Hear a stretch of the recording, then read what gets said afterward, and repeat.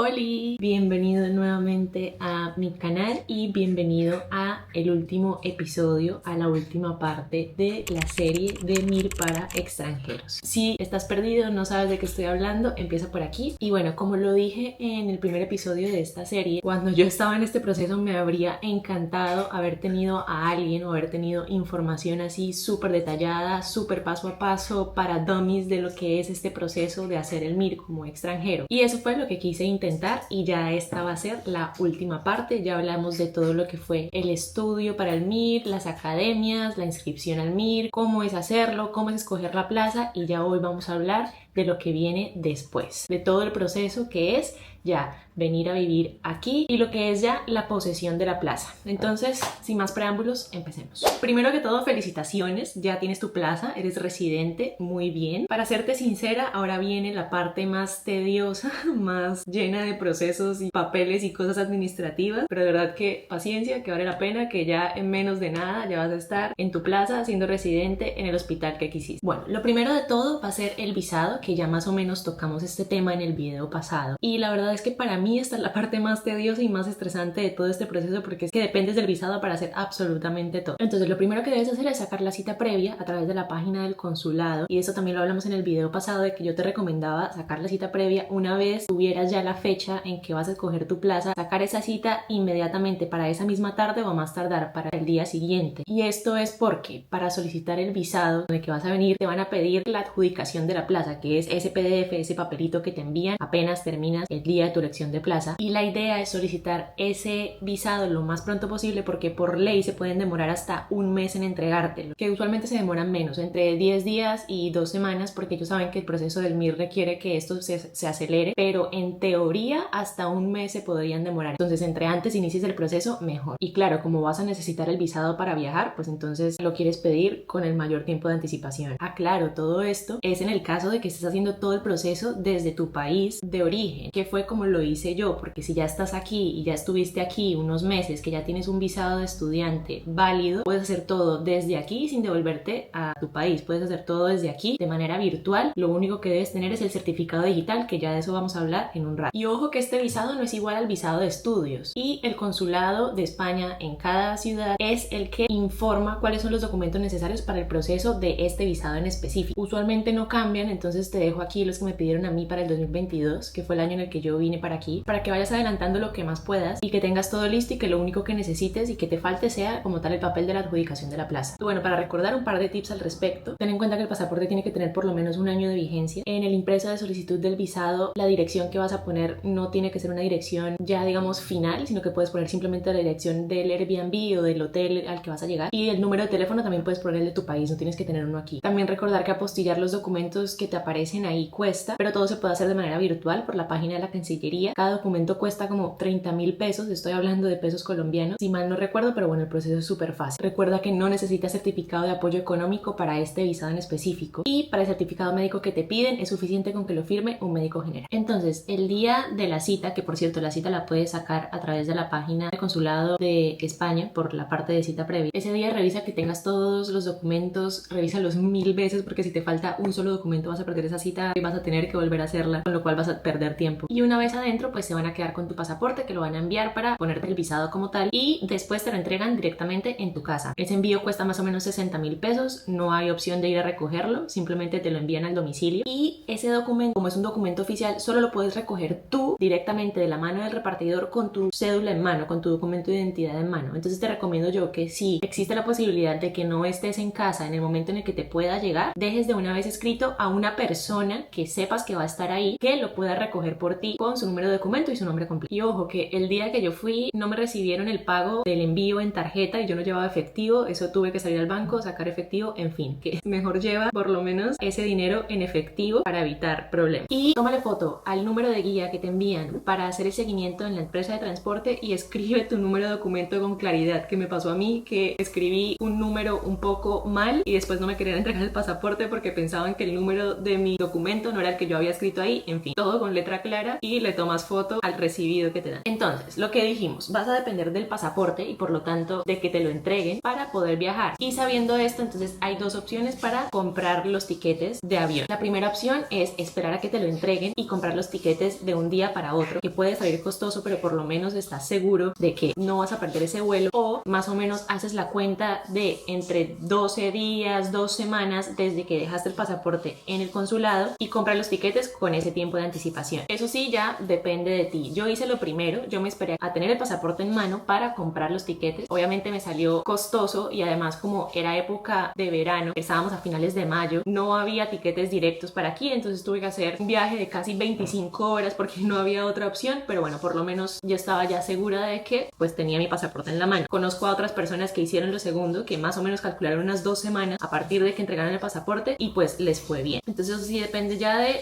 cómo tú te sientas seguro y los riesgos que quieras correr. Idealmente llegar antes de la fecha de la posesión de la plaza, que eso sí depende cada año, va entre la segunda semana de mayo hasta la primera semana de junio, y bueno, todo eso te lo van a ir informando a medida que va pasando el proceso. Entonces esto es un proceso de bastante estrés porque sí o sí va a haber mucha incertidumbre, no hay forma de tener nada claro ni tener las fechas exactas de nada. Perdón si escuchan algo por ahí, es mi gata jugando, pero realmente lo más importante es que tu hospital esté informado de que eres extranjero y de que estás en el proceso del visado. Ellos lo van a entender, no te preocupes que no vas a perder tu plaza. Mientras tú te hayas comunicado con ellos, mientras ellos sepan que estás haciendo el proceso, no va a pasar nada. Incluso algunos te van a decir que si te ves muy colgado puedes ir adelantando la solicitud de la prórroga de inicio de plaza, que eso lo pueden hacer de manera virtual sin problema y depende de cada hospital. Y ya cuando tengas la fecha de esos vuelos vas a reservar la estadía. Yo te recomiendo que reserves un Airbnb por lo menos por 2 semanas, que sale menos costoso y más o menos ese es el tiempo que te vas a demorar en encontrar un sitio fijo ya para vivir. Y también ideal que tenga cocina y así te ahorras un poco en comida esos días. Luego, antes de irte de tu país, vas a solicitar un par de documentos que necesitas para llegar aquí. ¿Cuáles son?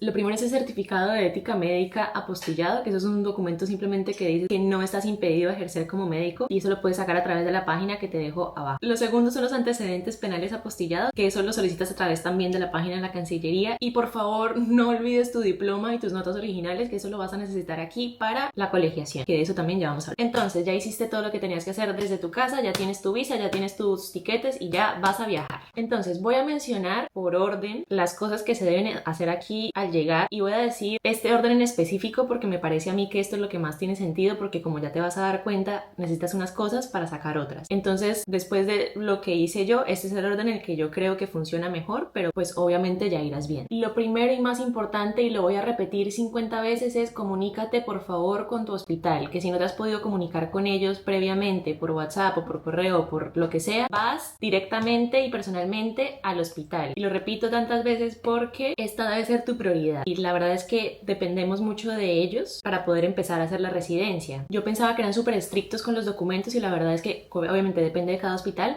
pero pueden llegar a ser flexibles, pueden llegar a entender tu posición, porque por ejemplo hay documentos que no vas a tener hasta pasados unas semanas, hasta pasados unos meses de haber llegado aquí, simplemente por el tiempo que toma hacer esos documentos, y depende del hospital que te deje empezar a hacer la residencia sin dichos documentos. Por ejemplo, a mí me dejaron firmar el contrato sin el TIE y sin el certificado de empadronamiento, porque eso fue lo que más me demoré en sacar, pero pues hablé con ellos, les expliqué la situación y fueron flexibles conmigo en ese sentido, que de estos documentos ya vamos a hablar también. Entonces, lo primero es la línea telefónica, que es lo más fácil de hacer, lo puedes hacer inmediatamente, no lo hagas en el aeropuerto, eso sí. Intenta sacarlo con el NIE, que viene en el visado como tal. El NIE, recuerda que es el número de identificación de extranjero, que es diferente al TIE, que es la tarjeta de identificación del extranjero, pero el número como tal no va a cambiar nunca. Entonces, si puedes sacar la línea de teléfono con el NIE, mejor todavía, pero si no, pues la sacas con el pasaporte, sacas una línea prepago con el pasaporte y ya después lo cambiarás. Lo importante es tener un número de teléfono. Luego, sacar la tarjeta de transporte, que eso si lo puedes hacer inmediatamente en el aeropuerto, mejor todavía, porque con eso te vas a ahorrar más del 50% de lo que gastes en transporte, y que estos días, los primeros días, apenas llegues, vas a estar moviéndote de un lado para otro, entonces entre antes lo saques, mejor. Una vez tengas tu número de teléfono, hay que sacar la cita para el TIE, para la tarjeta, para la toma de huellas de la tarjeta de identificación de extranjería. Esto lo haces a través de la página de la policía en lo que es trámites de extranjería. Lo buscas así tal cual en Google, y para eso solo necesitas tu número de teléfono. Entonces, sacarla de una vez, porque usualmente las citas se demoran. Estoy hablando que hay tiempo de demora de hasta 2-3 meses hasta tener un cupo libre. Entonces, pues vas a querer sacar la cita lo más pronto posible. Y la verdad es que para varias cosas te van a pedir el TIE como tal, que ya dije que es la tarjeta, a pesar de que el número no cambie sumatoria entre lo que te aparece en el visado y lo que es la tarjeta, muchos sitios no te aceptan el NIE como identificación hasta que no tengas el plástico como tal. Aunque a mí me pasó, si yo lo explicaba y decía, este es mi número, no va a cambiar, ya estoy en proceso de sacar la huella para la tarjeta, pues te van a hacer el favor en algunos sitios y en otros sitios no. Entonces, si te ponen mucho problema para aceptarte ese número como tu número de identificación, escribe un correo a la oficina de extranjería de la provincia donde estés para que te envíe un oficio donde conste que ese es tu número de identificación y que ese es tu visado que ya vas a tener todo el tiempo que estés aquí, y que ese NIE y ese visado cuenta como identificación válida. Entonces, lo dicho, pide la cita para las huellas lo más pronto posible, pero también ten en cuenta que para la toma de huellas de ese TIE te van a pedir ciertos documentos, entre los cuales está el certificado de empadronamiento, que ya lo vamos a hablar, pero ese se va a demorar también un rato en salir. Entonces, pide la cita lo más pronto posible, pero si es llegado el caso es para muy pronto, pues tampoco te sirve, porque recuerda que tienes que tener estos documentos, que ya los tienes aquí, antes de ir a esa cita. Igual recuerda que tienes 90 días desde el día que llegaste aquí para iniciar este trámite. O sea, tu visado va a decir que se vence en 90 días desde el día que pisaste España, pero en realidad ese es el tiempo que tienes para iniciar el proceso. Entonces, si la cita para la toma de huellas está después de esta fecha, ya no vale, pero si está antes, eso es lo importante, porque ese día te van a dar un papel que te diga que ya estás en proceso de la tarjeta de identificación, y ya con ese papel de que ya estás en proceso, ya está, ya no pasa nada. Resumiendo, pide la cita apenas puedas por la página con el número de teléfono. Recuerda que tienes que tener ciertos papeles para hacer esa toma de huellas, que ya también lo vamos a hablar, y no te afanes que mientras tengas la cita para antes de los 3 meses en que se vence el visado ya no pasa nada, igual porque la tarjeta se demora más o menos 2 meses en tenerla en llegar, pero mientras tengas el certificado de que estás en el proceso, ya eso te vale como identificación válida. Y bueno, si ya tienes los papeles que ya viste que piden para la cita de las huellas y aún así la cita está muy lejos, pues hay dos opciones. La primera es acercarte a donde es la toma de huellas en la ciudad en donde estás y preguntar cuándo se liberan citas, porque usualmente hay un día a la semana en el cual se liberan las citas canceladas y puedes conseguir una cita para pronto, incluso para esos mismos días. Y lo otro que puedes hacer es averiguar en algún pueblo, en alguna ciudad cercana, que muchas veces, si es una ciudad más pequeña, hay más posibilidad de encontrar una cita pronto. Bueno, eso por el lado del TIE. Luego, la cuenta bancaria también es súper importante porque te la van a pedir para firmar el contrato del hospital. Y bueno, respecto a esto, la verdad es que depende de la ciudad a la que llegues, depende del banco en el que estés, depende de la persona que te atienda en el banco. ¿Por qué digo esto? Para sacar una cuenta bancaria no te vale el pasaporte, tienes que tener un número de identificación de extranjería. Como dije, muchas veces estas personas o no tienen experiencia o simplemente el banco no lo acepta el visado como forma de identificación, así diga que pues ya tenemos número de identificación. Entonces, yo personalmente fui a un banco Santander, que bueno, pues es de los más grandes aquí, entonces fue como mi primera opción y tuve la suerte de dar con un chico súper buena gente que me hizo literalmente el favor y me aceptó mi visado con mi NIE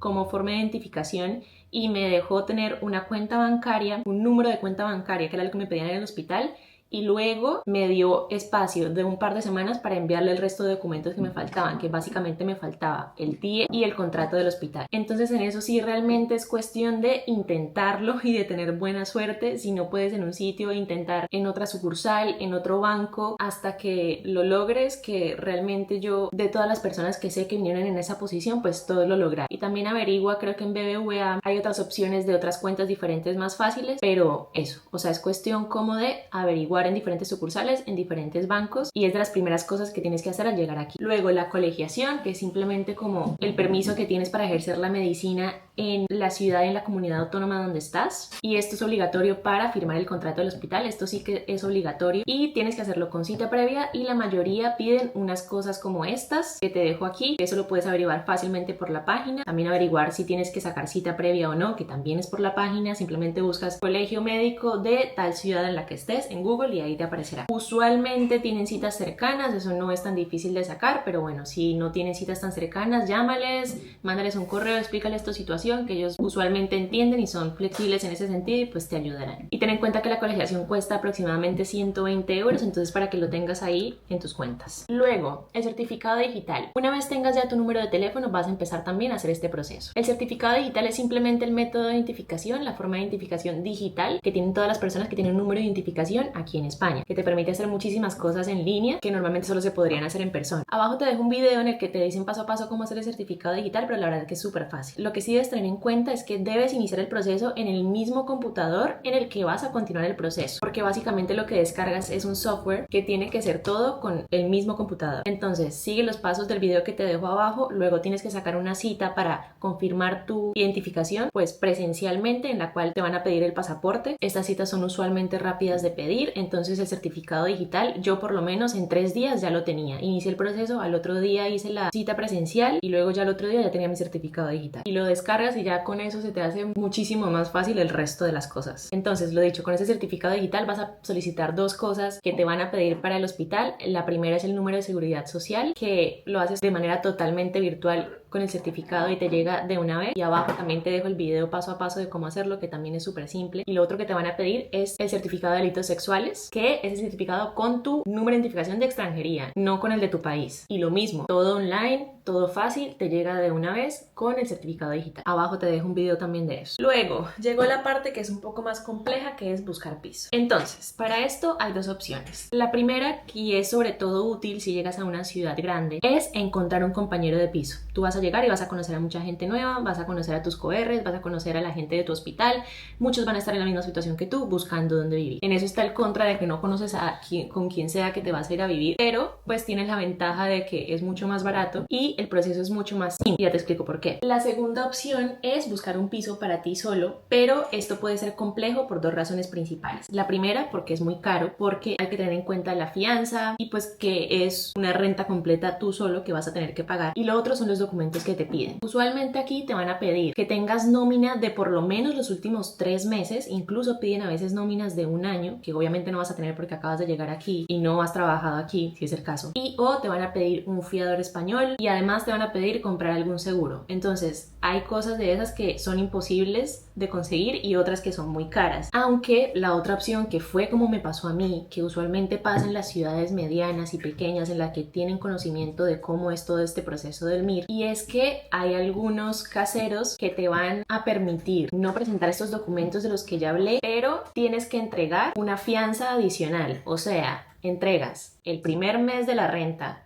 la fianza de siempre, que es otro mes de renta, y una fianza adicional que cubra como estos documentos que no puedes entregar. La mayoría de personas te van a decir que no a esto. La mayoría de personas te van a decir que es obligatorio tener los documentos que ya mencioné, que fue por ejemplo lo que yo hice. Yo llamé a muchísimos pisos y en todos preguntaba lo mismo, hasta que di con el que ya había rentado alguna vez este mismo piso a un residente extranjero y ya sabía cómo era el proceso y pues me hizo literal el favor. Entonces, claro, lo dicho, ahí se te van 3 meses de renta de una vez sin haber recibido el primer sueldo del hospital, porque el sueldo lo recibes en mes vencido. Y tener en cuenta que ese primer mes en el que entras solo te van a pagar el básico, porque lo que son por ejemplo las guardias se lo van a pagar al siguiente mes. Entonces bueno, la decisión ahí de cómo vas a vivir pues ya depende de ti, ya depende también de tus recursos. De cualquier caso es una de las cosas, de las primeras cosas que hay que empezar a buscar apenas llegar, no solo hablando de comodidad, sino hablando también de la necesidad de empadronarte, porque para empadronarte necesitas tener una vivienda fija. Entonces, ¿qué es la empadronación? ¿Sí se dice así?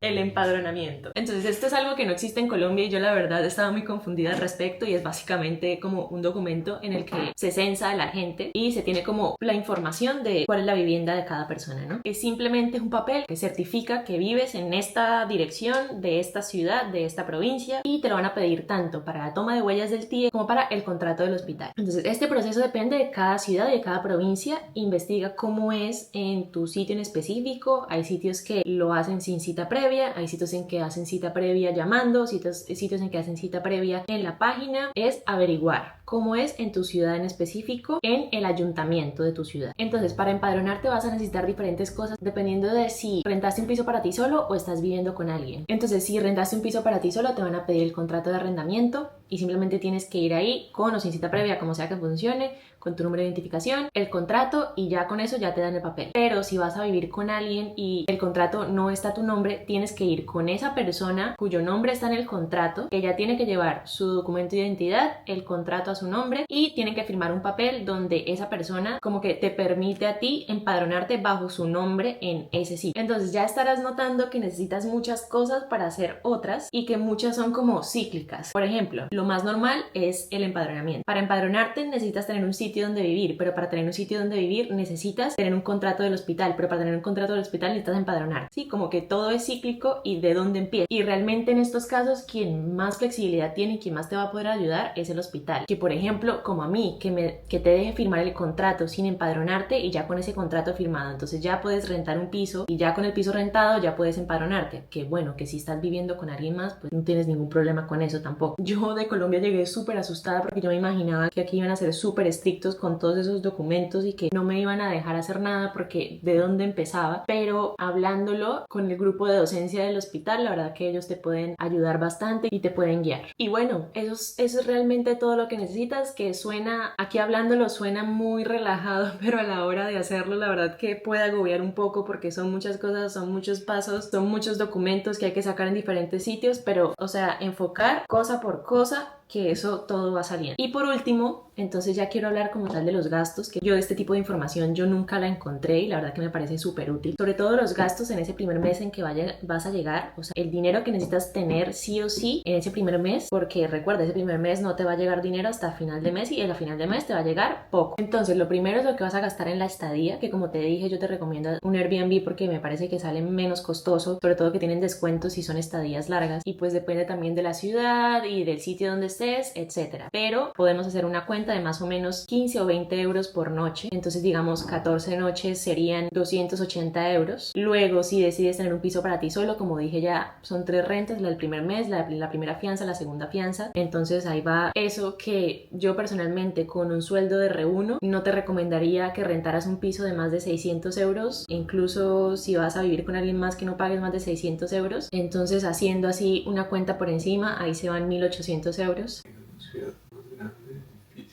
Por eso digo, si en una ciudad grande tú te quieres a vivir solo y el piso te cuesta 1000 euros, no te lo recomiendo, porque con un sueldo de R1 no te va a alcanzar. Pero claro, si quieres rentar una habitación para ti que no pase los 600 euros, está bien. Lo dicho, yo tengo la suerte de estar en una ciudad mediana en la que la renta no me cuesta. ¡Mira! ¿Quién está ahí? ¿Sí la ves?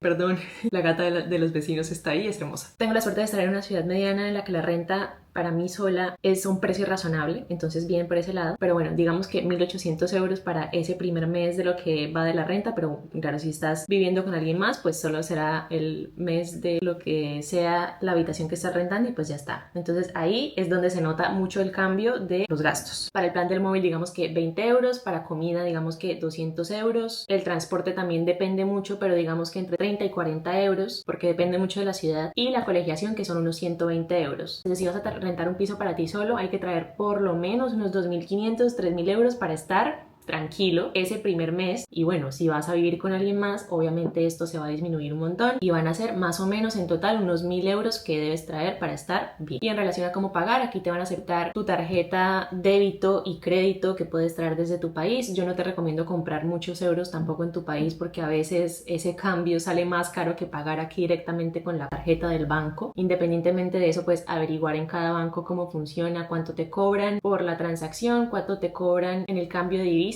pero eso sí, traer en efectivo por lo menos lo que es la renta, que eso sí te lo van a pedir pues en efectivo. Y de cualquier manera aquí puedes sacar dinero desde cualquier cajero automático, que es un poco costoso y además hay límites, entonces pues tener todo eso también en cuenta. Y bueno, ahora sí, con todos los documentos en el día ya no queda más que empezar a trabajar, empezar a divertirse, empezar la nueva vida aquí como residente. Recuerda que el TIE se renueva de manera anual, lo mismo, el TIE va a tener una fecha de vencimiento hasta un año después de la fecha en la que llegaste aquí a España. Lo mismo de cuando llegaste, tienes 90 días para iniciar el proceso de renovación de este TIE y la renovación se puede hacer de manera totalmente virtual con el certificado digital, pero tienes que ir como a renovar las huellas, que eso también es con cita previa, igual que el proceso de cuando llegaste. Y el único documento que te van a pedir nuevo es el nuevo contrato del hospital, que ese también lo vas a renovar de forma anual. Entonces ahí vas a notar que todo se acaba al mismo tiempo, o sea, tu primer TIE se va a vencer un poco antes de que firmes tu nuevo contrato del hospital, pero pues no te afanes por eso porque recuerda que tienes 90 días para empezar el proceso de renovar ese TIE, entonces hay tiempo para eso. Y bueno, espero que te haya servido así sea un poquito esta serie de videos. Lo mismo de siempre, si tienes alguna pregunta me la dejas abajo. Si quieres que haga algún video hablando de un tema en específico me lo dices. Espero haberte podido ayudar por lo menos con un poquito de la ansiedad que yo sé que causa todo este proceso. Y pues nada, mucha paciencia, mucha tranquilidad, cero estrés, que todo va saliendo, y nos vemos a la próxima.